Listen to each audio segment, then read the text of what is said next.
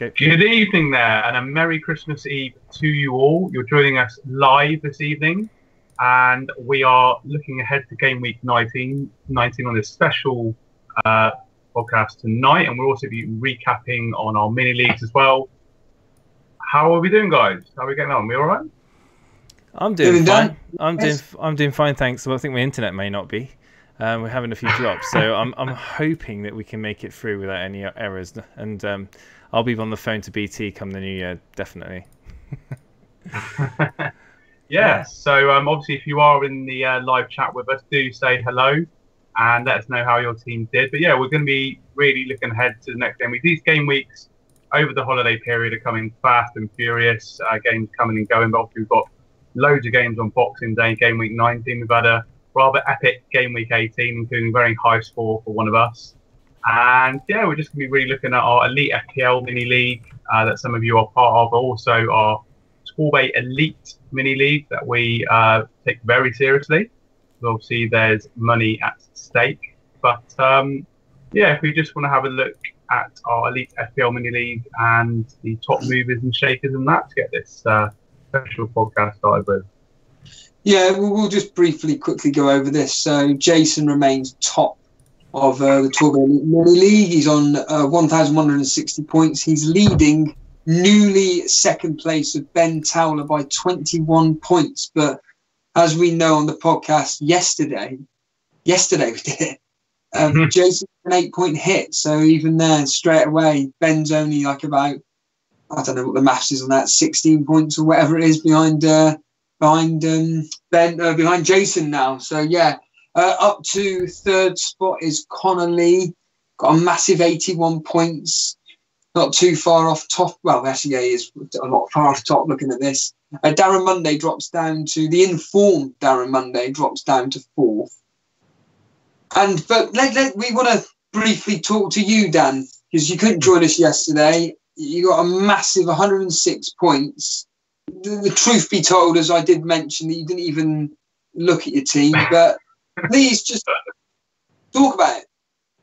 Yeah, I think Jason summed it up quite well yesterday, actually, when he was saying about how despondent I was in the last game week and being knocked out of the cup and getting such a low score as well. From looking at my team and thinking, I'm going to have a good game week, and then just getting, 40 points, obviously took a 4-point hit. And yeah, I was kind of just thinking my season's going nowhere, and I just fed up a bit with the last few weeks. I think in particular when Salah got that hat trick against Bournemouth, and I had him in my team, and then I took him out. I just thought, do you know what? This isn't my season, so truth be told, I just completely forgot about FPL, being focused on Christmas so much, and I joked with you, didn't I? I'm not even transfers. I'll probably have my best game week I've had in weeks. I did not expect, but only the second time in my FPL career to get 3-digit score and to get over 100 points. It was absolutely insane. And before I went out on Saturday evening, I knew the lads were going to be talking about the football, and obviously one of our former Torbay Elite champions, Pete Smith, was there, and all he could talk about was FPL as soon as I got into the pub. And I was just thinking, these results, I need to see these results. I normally don't see the results. And when I saw that Leicester had beat Chelsea, I was like, okay, what was the score? Schmeichel got a clean sheet. Schmeichel's got me so many points since I brought him in the World Cup. He's just been an absolute trooper for me. Probably one of the best players that I got in. But I watched the Everton-Tottenham game, and I was watching it. I was thinking, yeah, there's going to be goals in this, because Everton were really going for it. They were pressing Tottenham up high, and they're really attacking. And Souness, before the start of the game, he was like, the guy was asking, saying, how can Everton win this game? He's like, oh no, they've got to go after them, they've got to attack them, they've got to be on the front foot. And I was thinking, that's probably why you're not a manager of a football club anymore, because that is just the worst tactic against Tottenham. I knew they'd be goals, but my word, Harry Kane and Son, just crazy results. Like obviously Crystal Palace beating Man City as well. So that captain pick of Sterling for a lot of people obviously didn't pay off, and that paid off in my favour because I still had Kane as captain. I knew Kane had, as you always say, history does count for a lot. He had a good record. He's been in reasonable form coming up to this game. And yeah, him and Son just absolutely destroyed Everton. It was reminiscent of when they beat Leicester. I think it was 6-2 or 6-1 a few years ago, and Kane and Son just linked off and absolutely destroyed Leicester. And yeah, you know, the whole irony of all this is, though, that I'm back up in contention to at least push up further in the league because of 2 Tottenham players. So that's the thing I'm finding most ironic of all. But it is, I think we've been saying before that you can overthink these things. And you said about Brooks, I'd have taken Brooks out if I hadn't been Christmas shopping on Friday and just completely disillusioned with FPL. And it's just mad. It's a bit of a freak score, but I suppose my faith in the Tottenham assets has come to fruition. Aubameyang, obviously he came with. Kolasinac had a man of the match performance. Sorry to remind you, but against Burnley, he was really rampaging down the left wing and looked really dangerous. So yeah, every dog has his day, I suppose. Yeah, and moving on to the old what the guys in chat will be part of, which is the Elite FPL, and anybody that's new watching this or anybody that does watch it normally and wants to be part of the Elite FPL podcast mini league, by all means join it. The league code is up on the screen now. Jack Gleason leads it at the moment, 1,212 points, goes up to 115th in the world. It's mental that we got somebody that not only watches this podcast on a regular basis, but it's that high up in the rankings. Is absolutely crazy. And it's just the one that sticks out is Pereira to me. Just, where's this come from? But well, you say that, but I did say, don't mind it, but Pereira has been getting in a lot of dangerous attacking position, lots of one-on-ones. What you watch the match today, seen him getting loads of positions, had loads of shots against Everton. There's been the warning signs, if you like, there, but he just seems to have come alive again all of a sudden. Well, I mean, I'm looking at it all here now, and Pereira. Yeah, Pereira's in the chat. Yeah. I mean, barring the 2 assists that he got at Deulofeu, and I know we've actually discussed these 2 guys before, and I just simply put that actually has got, as we come up here now, he has got, if you want to go down, thank you, he's got virtually the same. He's got 2 goals and an assist in his last 2. So really, Pereira, Deulofeu, Decorah, all for your... Okay, Pereira is 6.2, but Decorah and Deulofeu is a 5.4 or a 5.9. Looking at, like, you know, maybe to free up cash, taking out, I don't know, whether you feel like taking out your midfield to bring in a more better player.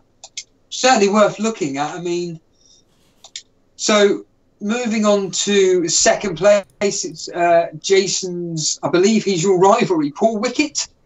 He's up to second place at the moment. Yeah. He roughly 34 points off top spot at the moment. And he is 1,143 third in the world.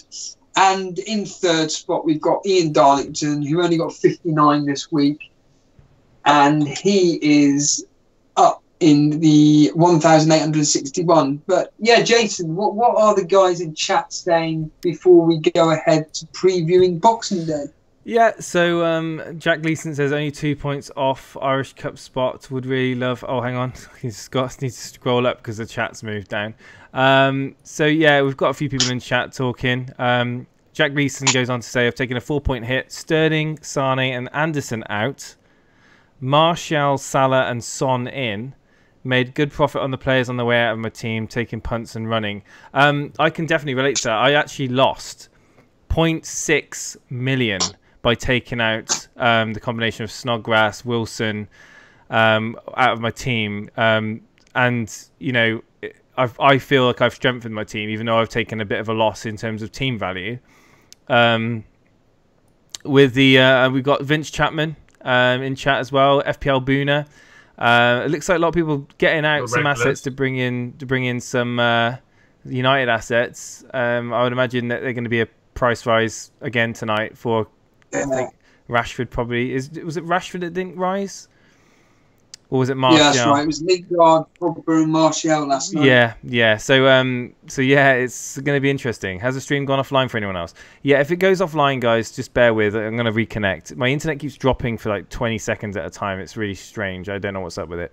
I've had engineers come to the house and put like lasers down the fiber optic cable. They can't find any issues, but there is an issue somewhere down there.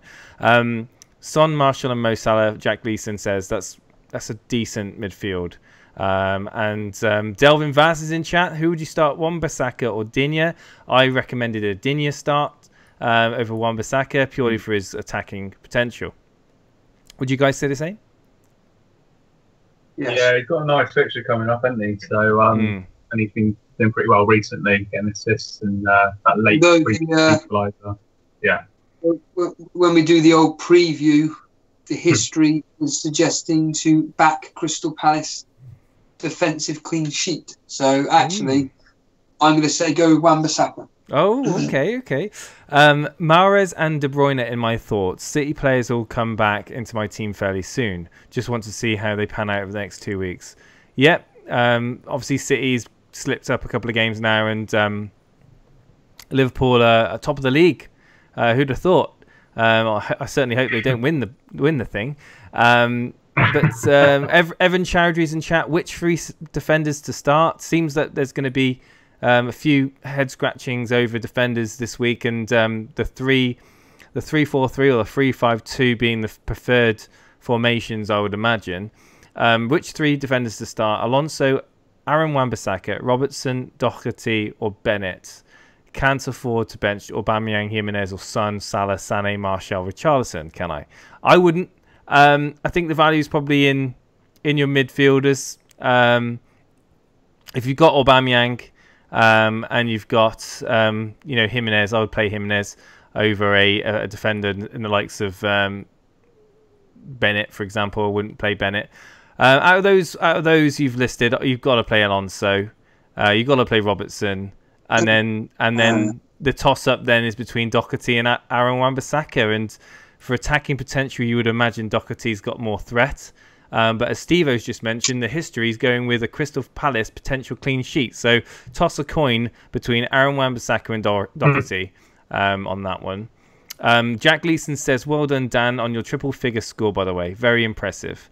And Vince says, Dan is my idol. Man. Thanks a lot, Vince. There you go. Well, you mentioned the old history coming up. I think we'll just start with the preview. We'll just get on with it. I'm a bit worried about this connection stuff, so I think we'll try and not get through as quickly as possible. But I think we'll try and do Christmas Eve Gremlin. Christmas. Yeah. So for any new viewers that are watching this, it's quite simple, really. Oh yeah. We'll ask in a minute. I can guarantee it has ended. But myself, Dan, go up against the history. Last week, Dan did beat myself in the history by 1 point. What I do want to tell everybody is that I highly, highly, highly recommend, if you're really struggling with a captaincy option, listen to what the history has to say. I've also got a nice statistic regarding the history of her the history between these particular teams over the last 6 fixtures. And I've also looked at the popular captain picks and their history versus these particular teams. But weirdly, the popular captain picks this week, they barely started against their opponents. So, but Dan always does a dead cert bet where he will put money on a team which he believes is guaranteed to win each week. And I'm guessing you lost it when you put it on Man City this weekend. So now that accumulation of money is, yeah. As I said at the start of the season when I did this, there is no such thing as a dead cert bet when betting. So you always think about that very carefully, ladies and gentlemen. But yeah, it lasted nearly till Christmas, but no, nothing certain in football, mate. Right then, so we kick off with an early kick-off on Boxing Day at 12:30 in the morning. Fulham versus Wolves. I think that this is going to be a very, very tight game. I think Wolves are just going to edge this. I'm going to go 1-0. I'll make the history is not going that way at all. They're going with a comprehensive 3-1 victory to Wolves. Wolves have won 4 out of 6. And there's been 24 goals in this fixture, including a 4-4. But yeah, the history's going 3-1. So the guy that was wondering who to play with Jimenez and Doherty, and I can't remember who else now, but the point being is that Play your Wolves assets in this game, according to the history. Dan, what do you think on Wolves versus Fulham? Not the other way around. Yes. Well, Fulham finally kept a clean sheet in the last game, but yeah, I think Wolves have been doing pretty well. I've still got Doherty and Patricio. We'll start one of those on Boxing Day, but I'm going to go for a 2-1 victory to Wolves. A tight game. Yeah. So on to my lads, Burnley versus Everton. I can't see us winning here. I think it's going to be tight. I've always known that we've had tight history with Everton, and so it's been proven, although the history is actually going in our favour. So 3 out of the last 4 fixtures we've won, although of the 6, Everton have won 2 of them 3-1. I'm personally, like I say, going 2-1. History's going 2-1 to Burnley. Dan, what do you think on Burnley versus Everton? I thought you played really well against us. Obviously, I didn't get a chance to reflect on that yesterday, but having watched the full game back, you sort of pressed us high up the pitch, created quite a few chances, particularly in that second half. You've certainly got the competitive, physical edge, shall we say, back in your team. And from watching the highlights as well, Burnley, obviously a bit unlucky against Tottenham, got the win against Brighton a few weeks ago. Everton's confidence is going to be shot after that Tottenham game. I'm going to go 2-1 Burnley. Okay, signing in there. So on to any Aaron Wan-Bissaka people that are planning on not playing him. Maybe you should reconsider.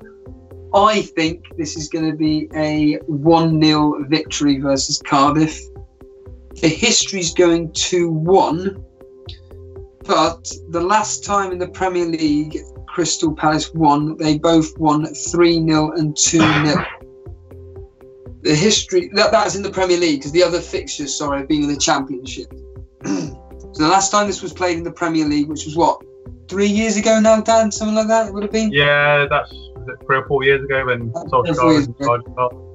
Yeah, so the last time this was in the Premier League, it ended 3-0 Palace and 2-0 Palace. So, but overall, it's saying 2-1. Either way, a Crystal Palace victory here. Play Aaron Wan-Bissaka, to be honest with you. But yeah, Dan, Crystal Palace high on confidence after beating Man City. Are they going to fall flat on their faces and come back down to reality in this game? Yeah, it could be a case of after the Lord Manor show for Crystal Palace, but they're going to be absolutely full of confidence. And they obviously won previous week against Leicester 1-0, so 2 wins back to back. Cardiff got smashed as well. Yeah, I think Crystal Palace will win. I'm going to go for a 2-0 win to Palace. Maybe Zaha could be an interesting option. Mm-hmm. Now then, finally, on to some captaincy options here. We've got Leicester versus Man City. I think it's going to be quite a comfortable 3-0 victory here.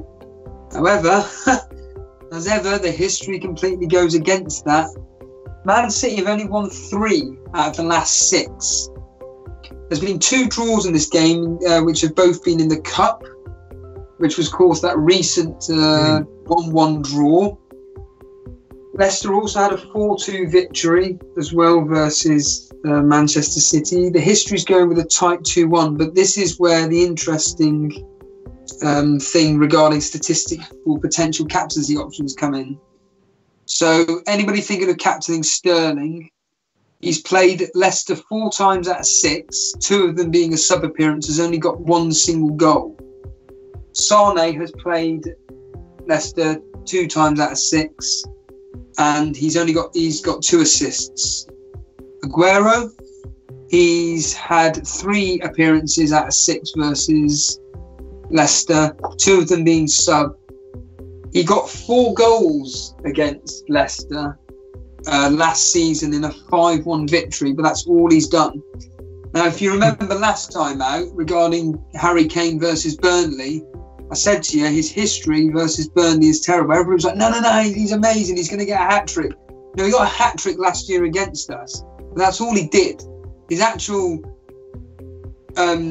history, I keep saying history, I'm sorry to keep repeating myself, but his history versus Burnley was terrible. So anybody potentially captaining Aguero, Sane and Sterling, avoid, basically. So just to repeat, it's going to be, the history's going with a tight game, 2-1. I'm going 3-0. What do you think, Dan? Well, Leicester have just come off the back of a 1-0 win at Stamford Bridge. Yeah, it's good. And Man City, they're going to need some sort of quick reaction after this shock defeat to Palace. So I don't think it's going to be as easy as 3-0. And they've got Schmeichel in goal, but Man City are going to definitely need some sort of reaction. I think it will be a bit closer than you expect. I think it will be 2-1 to Man City. But yeah, maybe De Bruyne could get some points there. Are you concerned, Jason, selling Sane the other day ahead of this fixture? No, not really. I've reallocated funds in other areas and strengthened my team. In my opinion, I think there will be a win for City this game. I think Leicester will probably score though.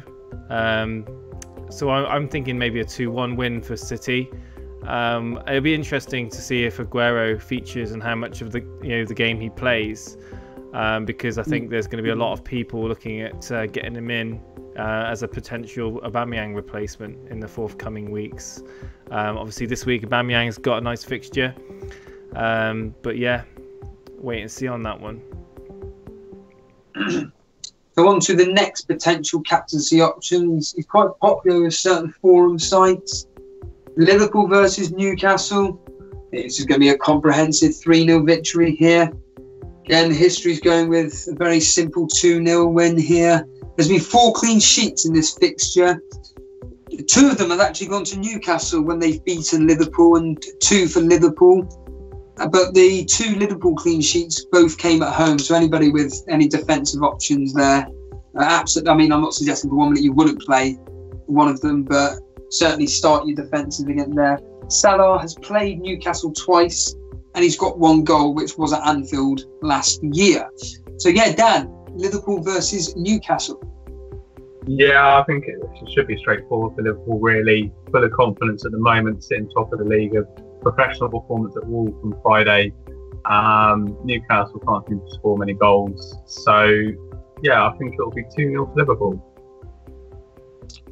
Now then, Jason, on to what seems to be the most popular transferred in players this week. It's Man United versus Huddersfield.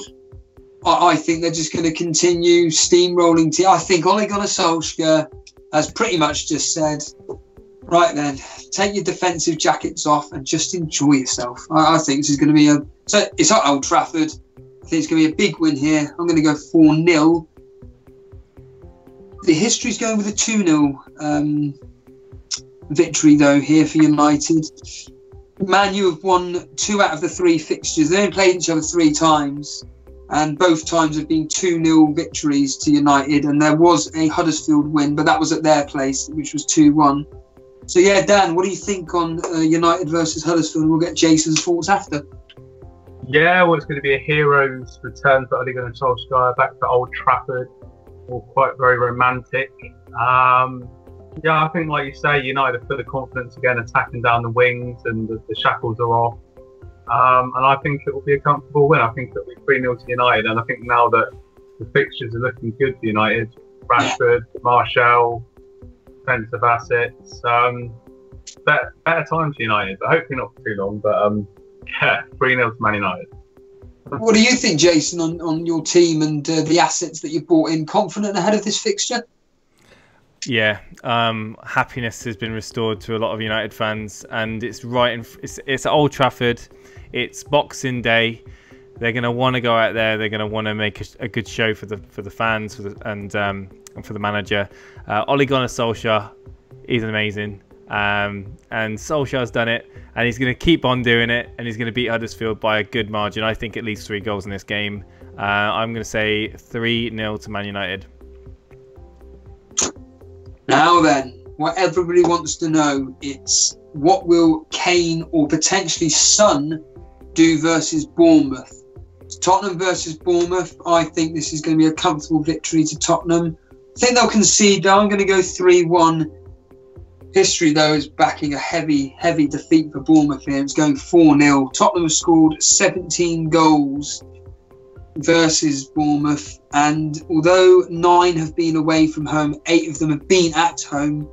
1 second, 1 second, Steve. Jack's going. He's got to go. He's saying goodbye. So just wishing you, Jack, a Merry Christmas. Have a good one, buddy, and see you in the next podcast. Yes, and we will. Congratulations on your rank. Congratulations on your rank. Yeah. We're not jealous. Sorry, Steve. Hopefully this next bit will help him decide who to captain, really. So yeah, of the Tottenham versus Bournemouth games, they've kept 5 out of 6 clean sheets. So I can't remember who was in our mini league that had Ben Davies, but certainly again play him. So the history for Kane and Son. Harry Kane has played 5 out of 6 fixtures versus Bournemouth. He scored 6 goals, which includes a hat-trick versus them. Son, on the other hand, has played them 4 times out of 6.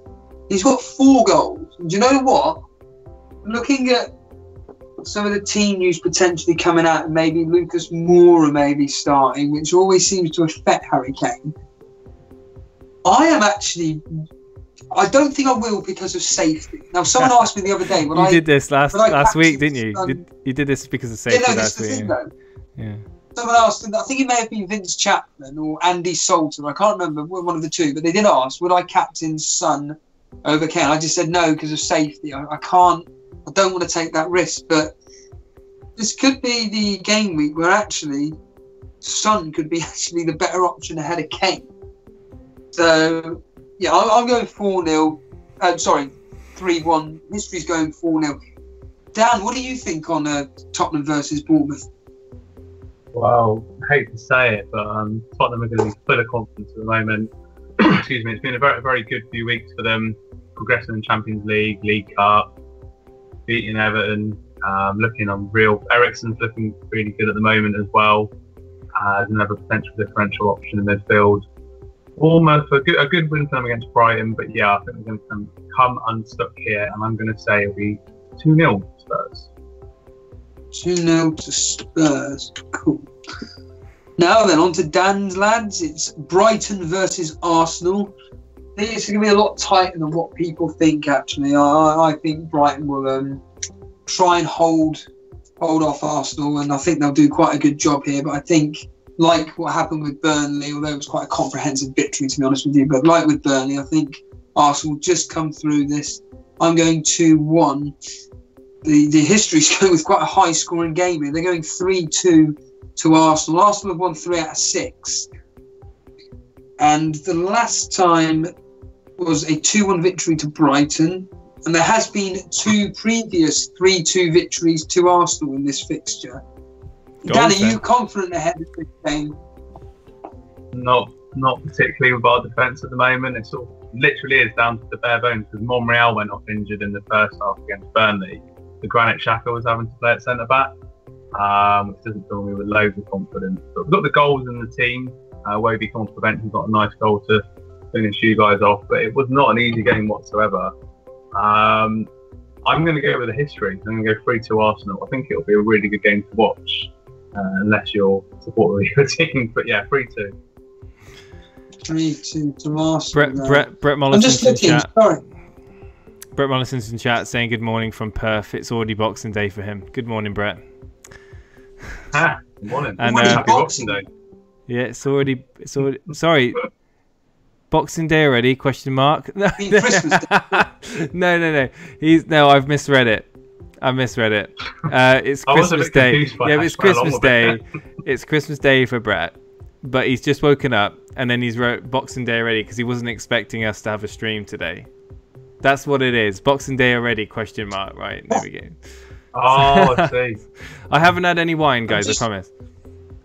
You're drinking something there. I don't know what it is. Yeah, vodka and Coke. Just looking at the. Oh right. I'm just looking at the recent history of Kane and Son, actually, and you know what? They're both very, very similar, barring Kane's blank in the 16-minute cameo versus Leicester. He's been on real top form at the moment. He's been getting attacking returns, just like Son. So actually, if you've got both, it's probably best to go with a safety option in Kane. If you want to take a risk, put it on Son, but it looks like it will probably be, if they start, they're guaranteed to get your points. That's what their recent history is suggesting. I'm praying for a Kane bench. Yes, yeah. So, on to Watford versus Chelsea. Can't see anything more than a Chelsea victory here. I'm going to go 3-1. History, those going with another high-scoring game. It's going 4-2 to Chelsea. Three of the last six fixtures, there's been 18 goals involved, just out of 3 fixtures alone. Whereas the other 3 games, so the last 3 fixtures, there's been 18 goals. And then the 3 before that, there's only been 7. Chelsea have won 3 out of 6. So yeah, the history there going 4-2 to Chelsea. Dan, what do you think on Chelsea? Watford at home to Chelsea? Yeah, it was 4-1 to Watford last season, wasn't it? That was quite a turnaround, that particular game. Watford have been a little bit of form recently, but Chelsea need to bounce back. I'm going to go for a 2-1 victory for Chelsea. And finally, the last game of the game week, and I don't know why this is being played on Thursday. Who cares? It's Southampton versus West Ham. I think West Ham will probably edge this 2-1. But you know what? With the new manager in, I don't know his name, whatever his name is, the point being is that could actually see maybe a Southampton win now, especially with the fact that West Ham lost the other day. History is actually going with the Southampton victory. And again, another comprehensive one here, 3-1. So any Danny Ings owners out there should be confident going into this fixture. In the last 6, they both won 3 apiece, all of them being at home. However, in the 2016-17 season, when each team beat each other, it was away from home, bizarrely.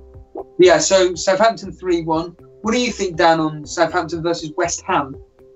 Yeah, I mean, obviously the new management for Southampton's had an immediate impact. 2 wins on the bounce, 2 goals scored. Danny Ings looking quite good. West Ham had a bit of a slip up against Watford, maybe a bit of a surprise result there. I'm going to go for a high-scoring game. I'm going to go for 2-2 actually.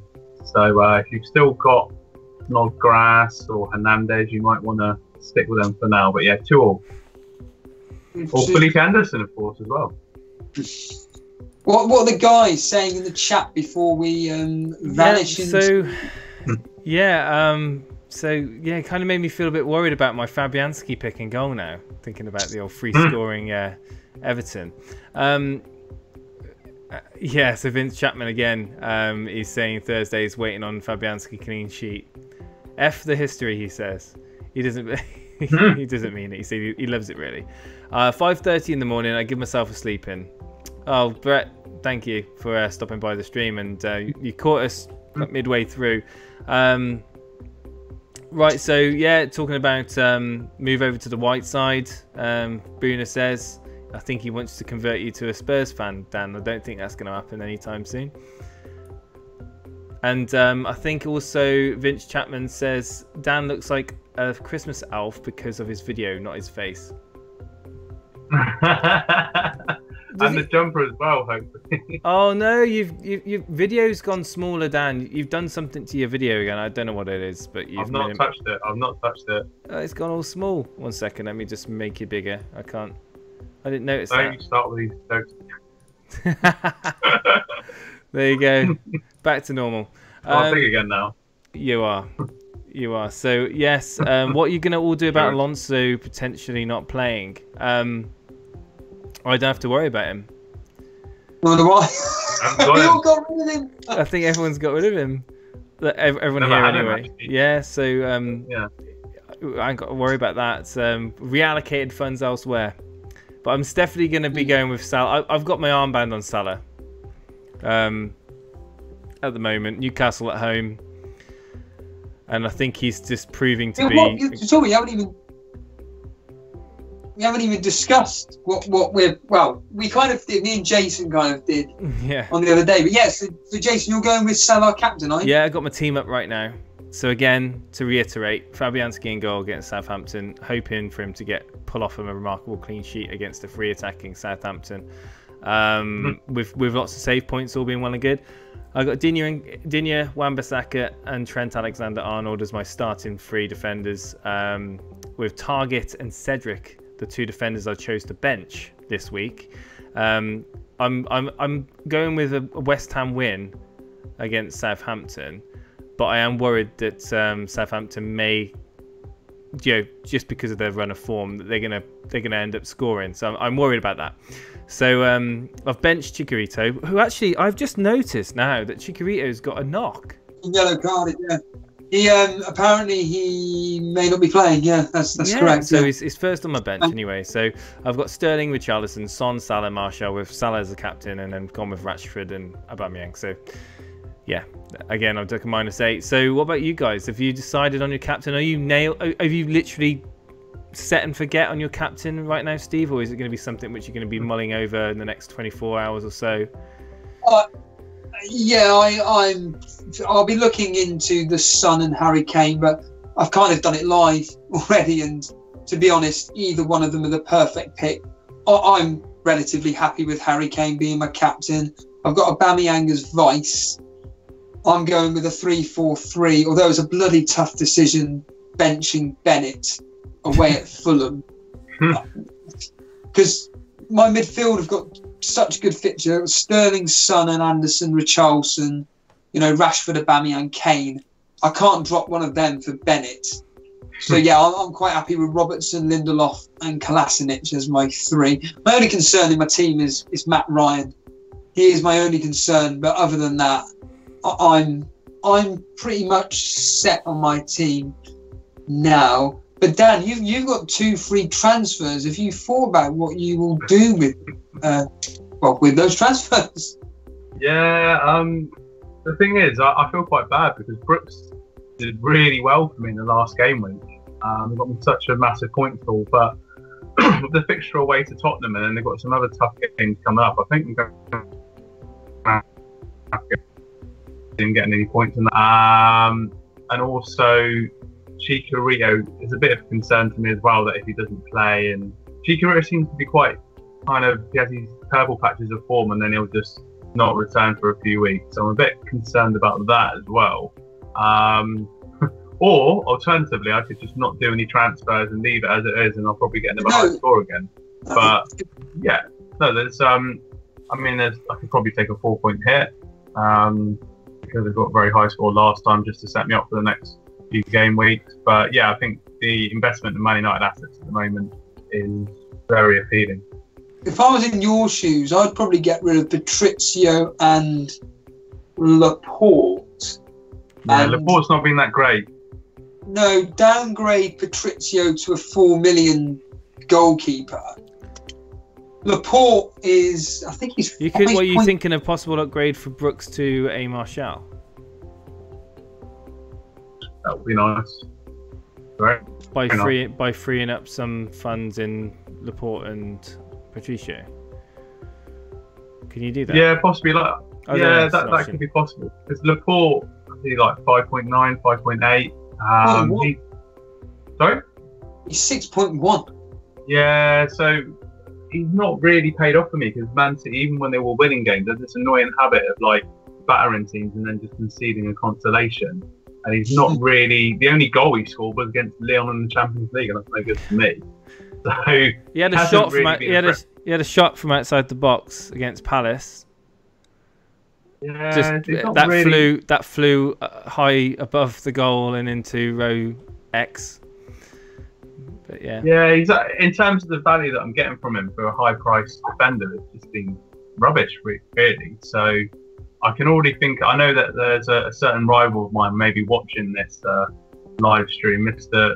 Dale Bellamy. So I might be a bit more candid about my potential transfers. But I think it definitely needs to tweak my defence a little bit, and the front three generally okay, but it's all about the captain.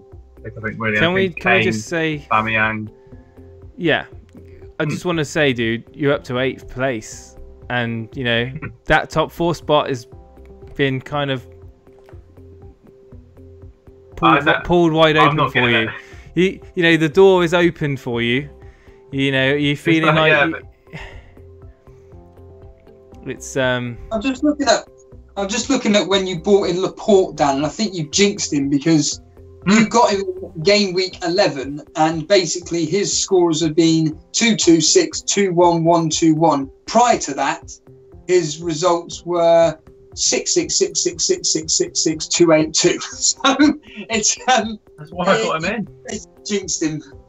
Yeah, that's why I got him in as a kind of a little bit of a differential, and because he was doing so well, Man City were just absolutely storming it. But yeah, I mean, obviously I've had one very good game week, but it's all about having a bit more consistency in my picks and sort of looking at form over fixtures and all these sort of things as well. So I'm gonna get, I mean, top four's miles and miles off, but if I could finish above certain friends in the mini league, I'd be quite happy. That would be some nice bragging rights next summer. We got some fans in chat at the moment, and you know, Vince Chapman says that who would tinker with a 106-point scoring team? That's a good question. Yeah. But if you don't make a transfer, you essentially lose a transfer. It depends how you look at it. I'll be making transfer. I'll probably digest, and then maybe tomorrow, you know, it's Christmas Day. Probably maybe tomorrow, get Rico. Maybe get Rico. Still in my team. I mean, looking at your team, it's more like upgrading your subs rather than your main team. Like I said, if I was like doing an emergency transfer situation and you were willing to do a -4 again, I mean, I would do Patrizio, Brooks and Laporte out for Luke Shaw, Martial and the 4 million keeper if I was in your shoes at the moment, or something like that. But then again, Rico and Westwood, God, they're terrible. I'd be looking to get rid of them somehow. I don't know how you would do it, because they're just such cheap players. And I mean, when I look at that, I mean, even maybe that Camarasso, whatever his name is, the card. FPL Booner's shooting off now, so I just want to say, FPL Booner, chaps, I've got to run. Have a great evening and Merry Christmas to you. Catch you on the next stream, which will be Boxing Day. We'll confirm a time for Boxing Day. But FPL Booner, thank you so much for stopping by. Merry Christmas to you from all of us at Elite FPL. And yeah, sorry, Steve-O, you were about to talk about Camarasa as an option for Westwood. Yeah, I just think for his price and the fact that he actually is on penalties, and you know, he seems to have done quite well over the last few games. He's 4.6, so yeah, you could get him in straight away, and you'd actually save 0.3 on Westwood as well. So his last two, he's got an assist and a goal. His last two matches, so maybe that's someone to potentially look at. Yeah. I mean, when I look back at previous years of doing this game, playing this game, and I just think, why did I bring Westwood in? Was it because I used to listen to Tim Westwood when I was younger or whatever? I mean, he's not returned a goal or an assist since game week 11. You know, and he didn't play after that, and 2-3-2-1 his last 4 games. It's certainly something you can consider switching out. Maybe you did listen to a bit of Radio 1. Yeah, I think I did. And then obviously the thing with Rico, it just... oh, yeah. I think you mentioned that's my fault. Oh, data. I've got to get Rico. I've got to get someone from Bolton. Yeah. Yeah. That worked out well, didn't I? Yeah, all I was going to say is you've got to have some budget options, but yeah, not... Yeah. So yeah, guys, I don't have Kane, I have Son, but I'm worried that he won't back it up and someone else will score well. Sterling, Sané and Aubameyang. That's a risk you take, but Son is definitely, you'd imagine for the next 3 game weeks or 3 or 4 game weeks, however more games he's got, I think it's 4 more before he goes off. He's definitely an asset. It's an asset to have in, and he's a great option compared to the Harry Kane, who's a lot more expensive to try and get into your team. So Brett Mollison says, did I miss Steve-O's transfers, or is Wilson out for Rashford the only one? I believe so. Oh yeah, that's all I'm doing. Yeah, he's not taking a hit. He's seen that I've taken a -8, and God, he's not taking a hit, guaranteed. I don't like... If I was to do a hit, it would be to take Matt Ryan out to bring in Fabianski. I didn't even realise Fabianski was 4.7. And I could do that switch, but not for a -4. It's not worth it. Not for a goalkeeper, no. Especially with Southampton, because like we've just spoken about, Southampton seem to be good in front of goal at the moment. Dare I say it? So, does anyone play football? I tried recently, and it's hard. Newfound respect for my picks. I haven't played football for many years. I used to play football. You dig out the video. I used to play futsal team. I used to play football 11-a-side in high school and was playing for a few teams after that in just Sunday league. I played for Paynton Villa for 3 years. 1 year in midfield on the left-hand side of midfield. I did all right, and then the other 2 years in goal. And then after that, I joined. After that, I didn't play football for a long time.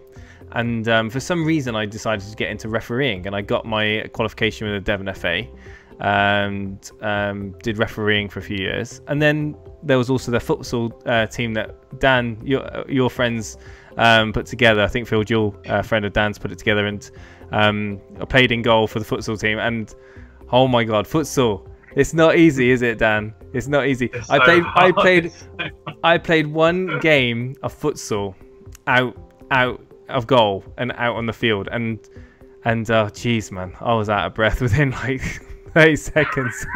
A funny story I'll tell you now, right? When we were younger, like I would say my late teens, early 20s, I used to be quite decent at like running and dribbling, and I used to play down the park with Pete Smith, and I used to just like fancy flicks and stuff like that, just a bit of showmanship with the ball. And Pete was in this like in this futsal team, and it was like a casual futsal team. I don't know what the name of it was. And he was saying to his friends like, "Yeah, I've got this guy Jay. Yeah, I used to play football with him. He's really good up front. You should get him as a striker." And I remember playing this one game. And I came onto the field, and like, I think, bear in mind, it's like a 20-minute half or whatever it is. And I think within the first 5 minutes, I was so exhausted, I just couldn't run. And I was just literally just like walking around playing futsal. Like, I'm so unfit. I need to get down the gym and get my fitness up, because, oh my God. Yeah. Maybe I need to play more football. Maybe that's what it is. But certainly not high end, but more like walking football. Yeah, I still, just to answer the question, I still play every Sunday. I play like 10 or 9 aside. So it's as much as we love playing FPL, it's good to keep fit and play the occasional game of football, but just don't captain me, because I don't get assists. I pet the back. It used to destroy my elbows and my knees and my wrists when I played in goal on that hard surface. Though, I was like doing full on dives onto the onto a solid floor. But yeah, I do miss a bit of the games that we used to play. It would be quite fun, even though we didn't win that many. Not British Lions. We've got some embarrassing videos which I am not going to share with anyone. I used to play. I'm now 36 and it hurts everywhere for days. Yeah, I feel that.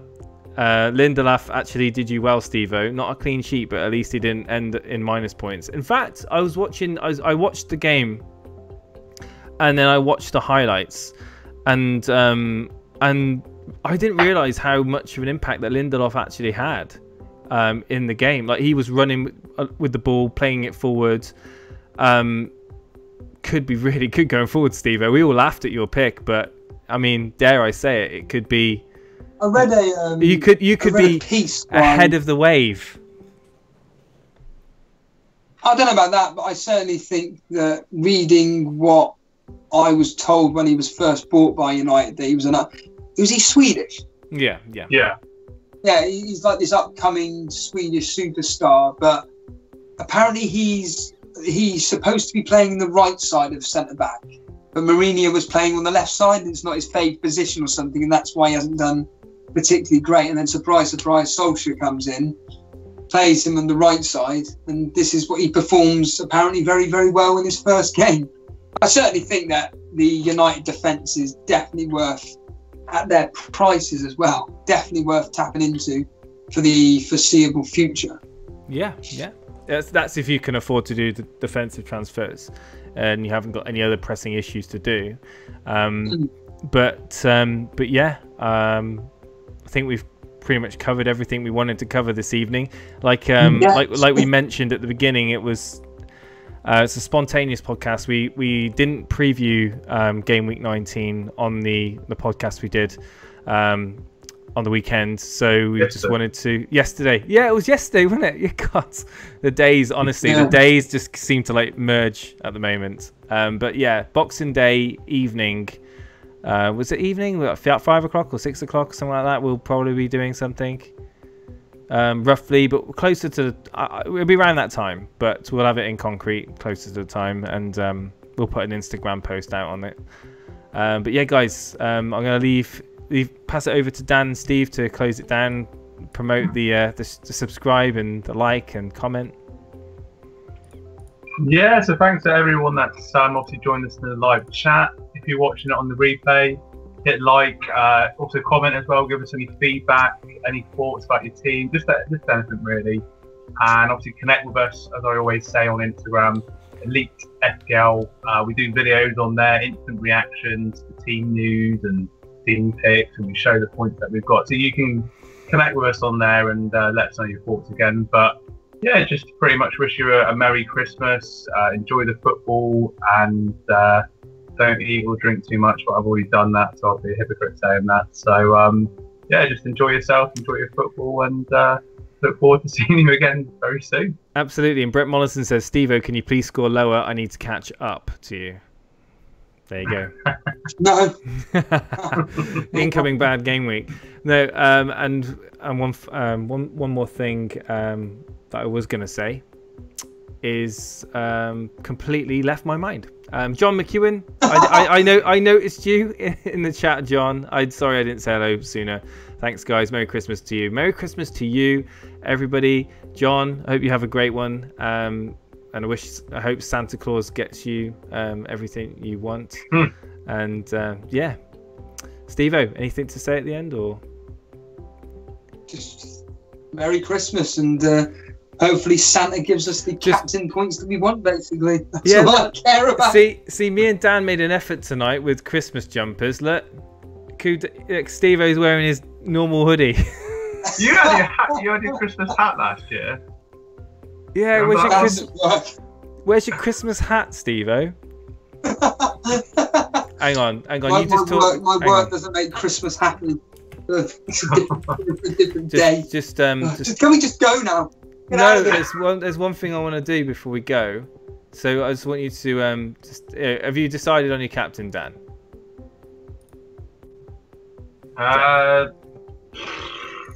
Probably Aubameyang or Kane. One of the two. I haven't decided on it yet. No. Probably Aubameyang or Kane.